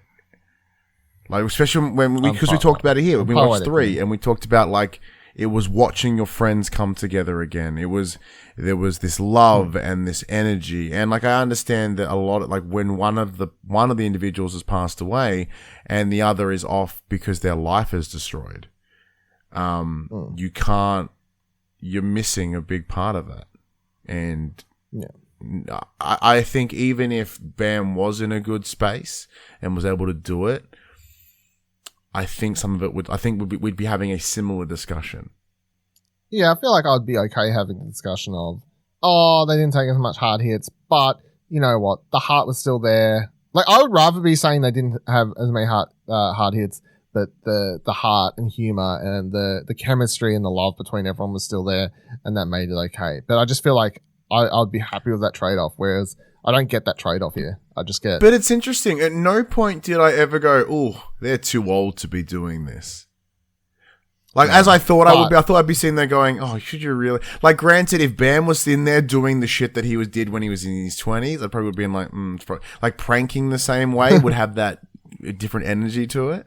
But he, at no point did I go, oh, he's way too old to take that hit. I mean, apparently they did prank Bam the first day of filming as well, aside from the other shit. They threw a bunch of snakes on him, so, like, classic Bam snake bit there for you. Future Jackass. So, 4.5, obviously. I think they'll just go straight to streaming services in this day and age. That's not like it used to be just straight to DVD. These days, surely that means they'll just go straight to streaming. Paramount Plus. Paramount Plus, straight yes. to Paramount Plus. Yeah. Yes. That would be my presumption for that. I reckon you just get I reckon it releases shortly after this is like, I don't know, maybe by the end of the year, to be honest. I feel like with the way things move faster now, like this will do a cinema run. They'll quickly get this out onto Blu-ray in a couple months from now, and I reckon you get 4.5 towards the end of this year. Like I don't feel like you need as much space and time as you can, and I'm very keen for 4.5 because I think 4.5 has the potential to be a better movie than this. Like, I feel like if they do the same thing others have, which is intercut interviews with unused stunts and stuff like that. Which we see they have done. Part of the marketing material is them sitting around talking. Yeah, and I reckon a lot of that is for 4.5. So I'm keen for that. But aside from that, Ryan, what do you reckon? Do you reckon that Jackass continues? Is this it? Or Jackass continue with some younger cars? Could you see some of the members still like Knoxville hanging around but not actually doing hits and just being like sort of pranksters? Or I think the idea of a Jackass 4.5 or Jackass Forever After or whatever they want to call it, you know, that's a good one. That might work. From a naming convention, that might work, I think. Or Forever Again, or just something stupid, you know, like that. I see that coming, and the second that Ash said Paramount Plus, I went, yep, there it is. That's where it's going. Do I see this continuing? Yes, because it made money. It's doing well. It's been received very well critically and by fans and audience. So it wouldn't surprise me if it comes back. I think it would come back as a Paramount Plus sort of thing, maybe not a movie or like an MTV series again. Paramount Plus series, yeah, I think that's more likely than anything. Would I watch it? Probably. Would I be excited for it? No. Seeing, especially with the cast that they have picked to hand the torch to, I don't think they are good enough. So, once again, Jasper was cool, didn't really do a whole lot. Poopies was cool. He doesn't have a lot of charisma. There's not a lot of personality behind him. I don't feel. He out of all of them, he's the one who takes. He takes the most parts, but in terms of like, because like if you look at the cast of Jackass, there is each individual one of them is personality, right? There's a lot of personality behind them, but like you know, even Zach, like this is gonna sound horrible, but I think Zach was brought in partly just because he's a fat dude. And that's part of that was Preston's bit. But Preston had personality behind that. Because at the time, his bit was that he was the fat guy. But I would argue that he brought something different. It may have taken time, but he got there. Like, you know, and even the pairing of him with Wee Man, part of that, what made those bits work, even though they were just based primarily on him being a big dude, was the relationship between him and Wee Man. Where here, all I saw was a dude who wore ill-fitting shorts, ill-fitting shirts, and being thrown around. Like it felt like constant, like, hey, he's a big dude, and then he's gonna take a fall. Rachel, the bits that she was in was great, and I could tell she had good comedic timing. Obviously, being a stand-up, you could feel that in her delivery. She had personality, but I feel that, you know, this is, I don't know how this sounds, but like, I feel that she needed someone to bounce off of.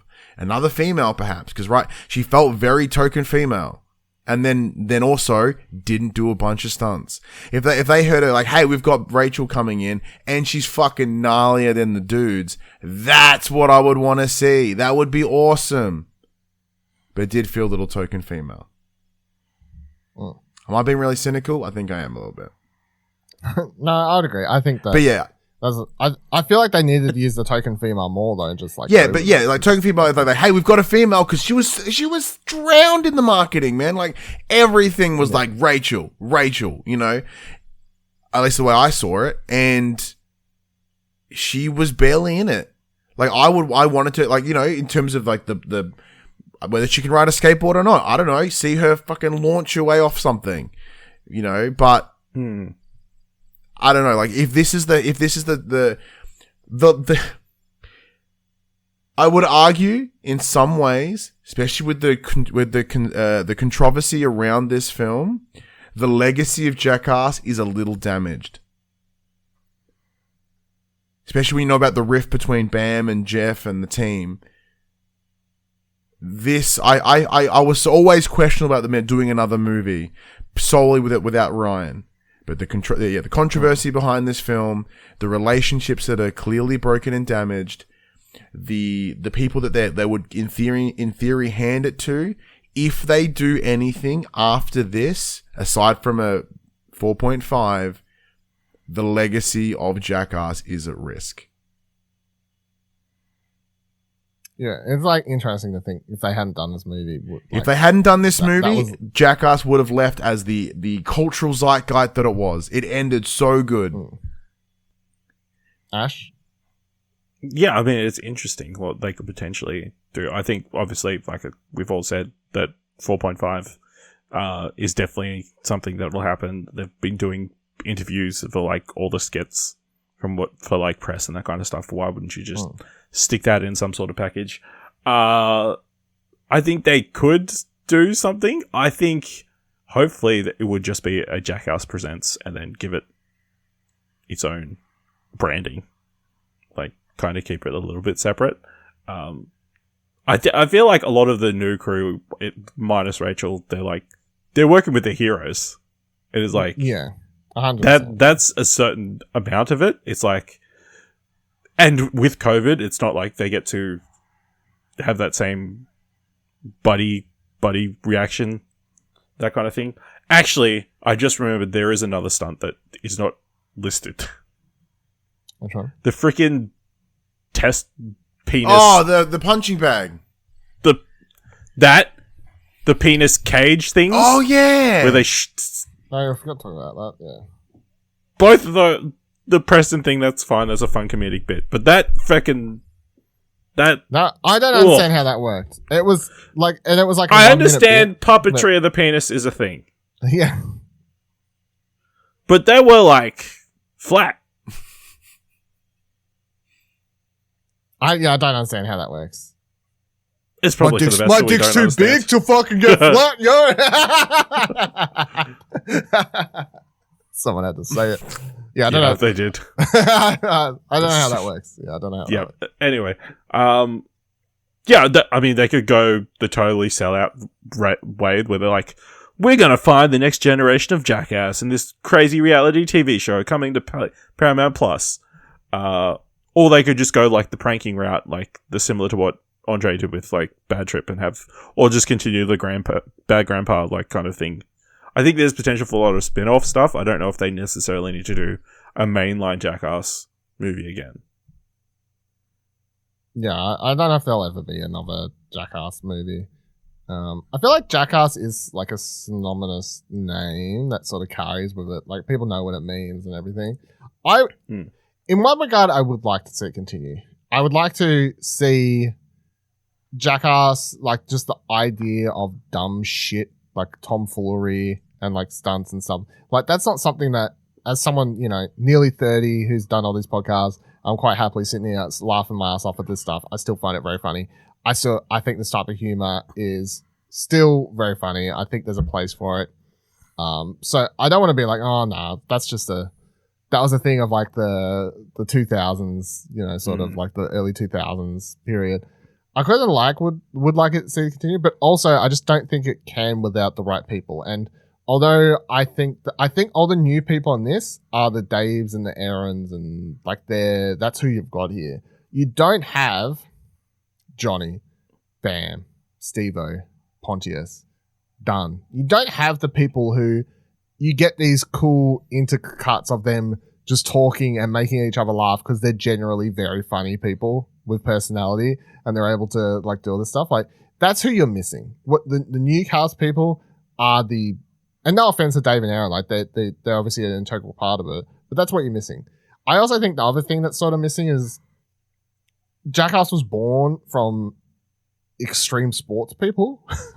I mean, that's what it comes from. Like, it's a bunch of skateboarders, snowboarders, that sort of, like, we covered the history, obviously, and like, that's where it comes from.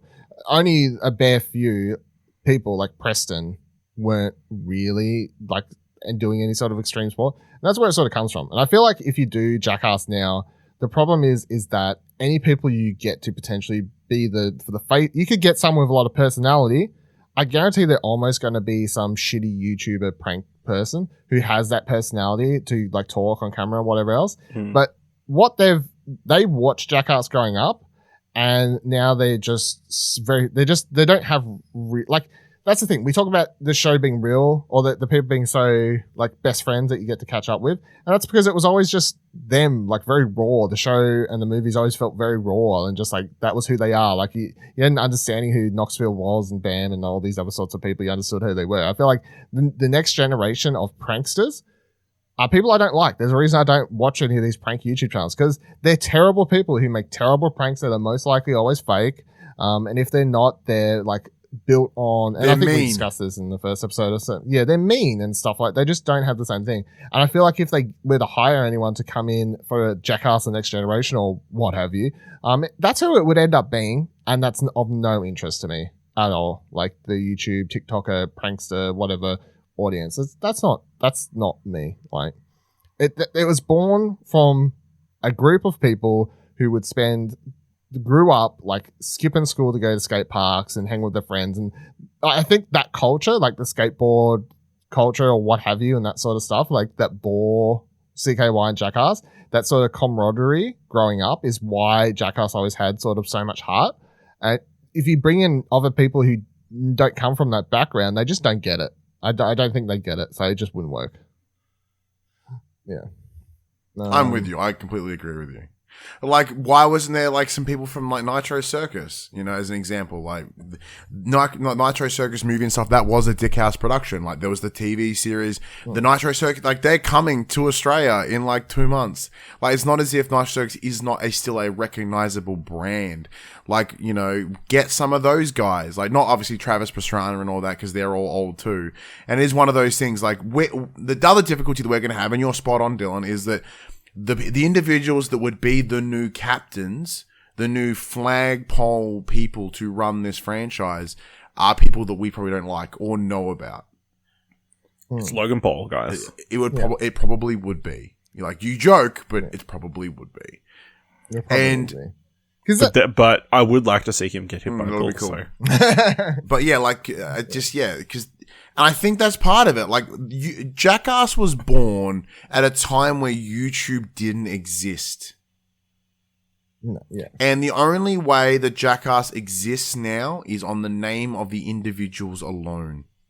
If any other franchise was to release a movie that was based solely on stunts and skits like this, it would fail. Because the argument would be, why I would just watch this on YouTube? Why would I pay them? Why would I go to the cinema for here? So right now, you are paying for Johnny Knoxville, you are paying for Steve-O, you are paying for Pontius, and you would have paid for Bam and Dunn, etc., as the names you listed.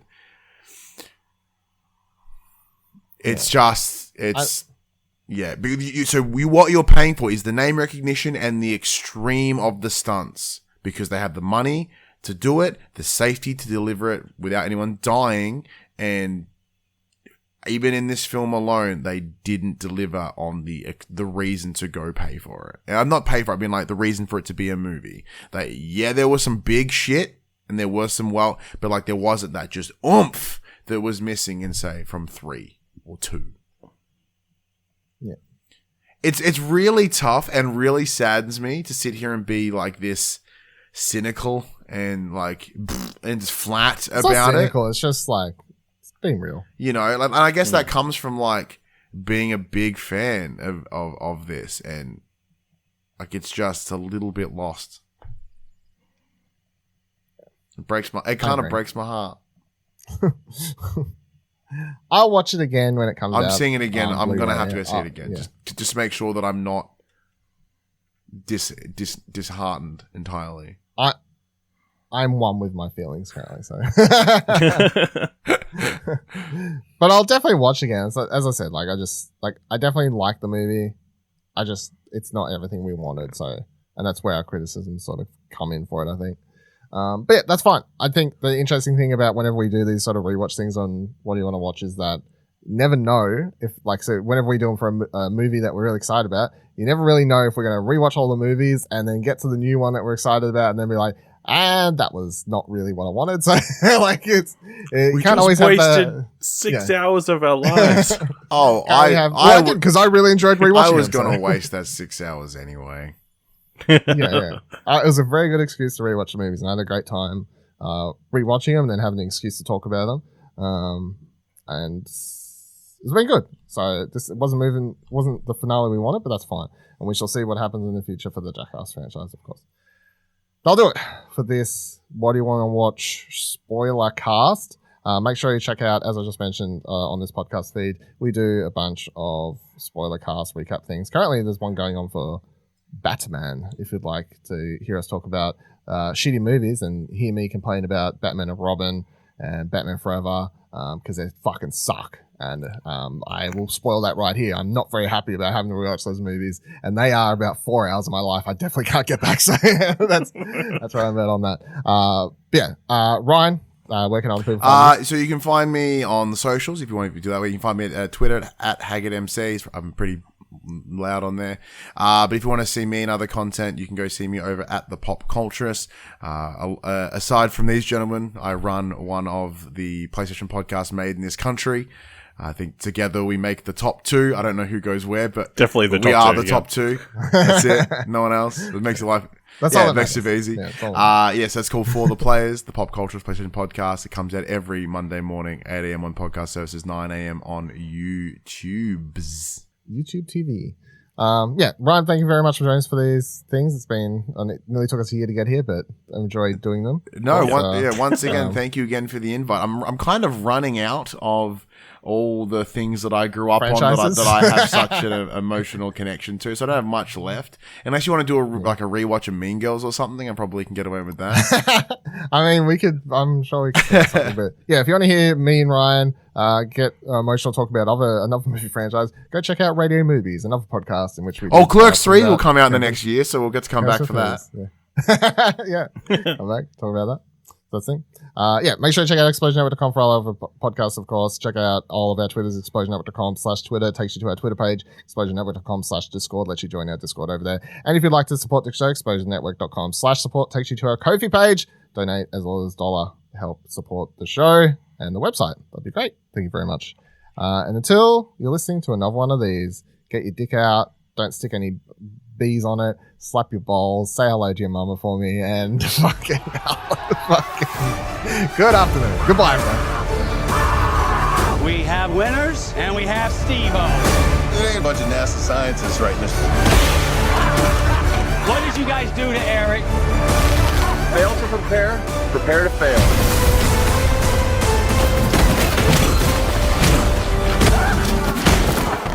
You still got those $1 million teeth, that's for sure.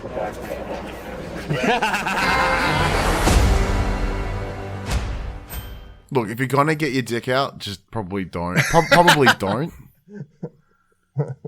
Don't do it in public. I should clarify the Explosion Network doesn't support. Get your dick out in a closed set for the entertainment of others. Yes. Just at home in safety and privacy of your own home.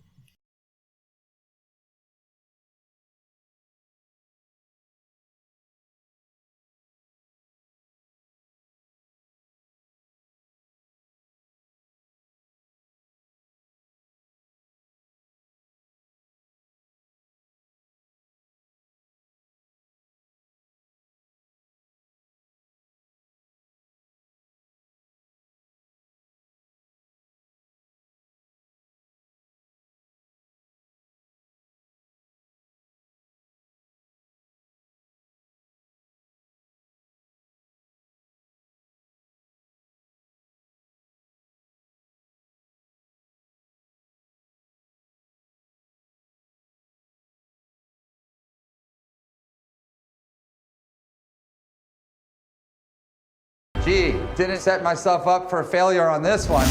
Ehren, please relax. I'm trapped.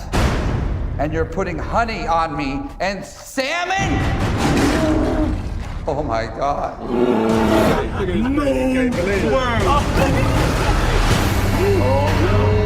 my God. Oh my God.